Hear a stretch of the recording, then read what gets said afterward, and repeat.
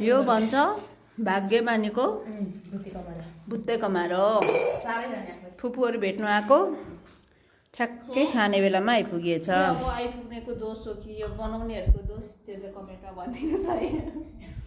मुखभरि पानीपुरी लाएर यहाँ म यहाँ छु पनि भन्न नसक्ने चाहिँ उहाँ हुनुहुन्छ होइन। गेट पनि झन् खोल्न नसक्छ पानीपुरी यता बिजी हुनुहुन्छ। ए बसे यता फेरि ला कलकत्तामा बातें एकदम बाजे में बातें नहीं दीक्षा क्या अलग से बात दूंगी अलग से बात दूंगी यो त नसुत्रिने रहेछ हौ कहिले पनि बोल्नु। अरे ने भनेर मैले ल सानैदेखि सिकाएको कहिले अरे ने भन्ने जान्दिन।